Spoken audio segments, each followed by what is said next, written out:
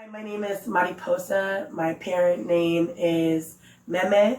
My pronouns are they, them. I'm an indigenous two-spirit parent who lives on unceded Ramaytush Ohlone lands in the Ohlone village of Yemalu.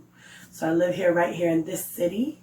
I, right now today, bring a lot of these books with me that mean a lot. It's from our personal home collection. I bring this book. I hope that you all will get. My dad thinks I'm a boy because I think a lot of times as children, they keep telling us things, and as parents, sometimes we don't get to take the hint. So we should be listening and neither talking about different genders, more than just two genders. And then When Tango Makes Three, which is about a two-dad penguin couple who raises and adopts another penguin. And then 47,000 Beads, which I hope you will read. It's a book very close to my heart. It's the only two-spirit children's book written by two-spirit authors in the nation that I know of. If you happen to know that I'm wrong, please tell me the other book, because I would love to add a second book to our collection. And the family book that talks about different types of families. My Dad Thinks I'm a Boy. Sometimes Adults Are Confused. By Sophie, Labelle. There you go. Look at Sophie's sad face. Or kind of frustrated face. Hi, my name is Steffi. I'm 7 years old. I like bugs, Ninja Dog, and all sorts of books. The thing I like the most is watching horror movies late at night. Look how scared they are. My favorite thing to eat is spaghetti. I like every kind of spaghetti, and I could have spaghetti for every meal. And also, I'm a girl. You think that's pretty easy to understand, right? Well, not for my dad. My dad thinks I'm a boy named Steven who likes wrestling and fishing, but that's what my dad likes. He keeps saying that I'm going to change my mind about being a girl named Steffi who likes bugs, Ninja Dog, and all sorts of books. And he's a really stubborn adult. I think it's because when I was born, the doctor was a bit confused and thought I was a boy since my body looks like many boys' bodies. It's a boy? I guess? Not really sure.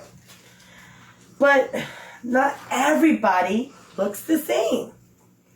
Doctors are also adults, and they can't always be right. So my parents raised me as a boy named Steven until I could talk and tell them that they were all wrong. My mom understood pretty quickly. She started to call me Steffi. But my dad still doesn't get it. I try to be patient with him. It can be hard sometimes for adults. So I agree to go fishing with him and try to look like I'm having fun, even though I really don't like it. He wants me to put worms on my hook, but I like them. Help me! We go see wrestling matches together because he wants to do father-son activities. I don't like it, but whatever makes him happy. Oh, and last year, at Halloween, I wanted to go trick-or-treating as a space sorceress. But then my dad threw such a tantrum at the store that I agreed to go as a superhero so he would calm down. On Halloween night, there was an old lady who was so happy to see a girl dressed up as a superhero. She said that girls should be able to dress as whatever they want. I told her I didn't actually want to go as a superhero, it was just to make my dad happy. She was a bit confused, but still gave me a huge pile of my favorite chocolate bars. It was probably because she thought I was being so kind to my dad. My mom thinks it's because my dad feels like his son named Steven died when I told them I wasn't really their son. But that's silly. I'm still here. I was just never a boy. Zombie. Adults often think they can decide who children should be. But that's not how it works. No one except me gets to decide who I am. And sometimes it's hard because people won't see you as who you are, even when you tell them.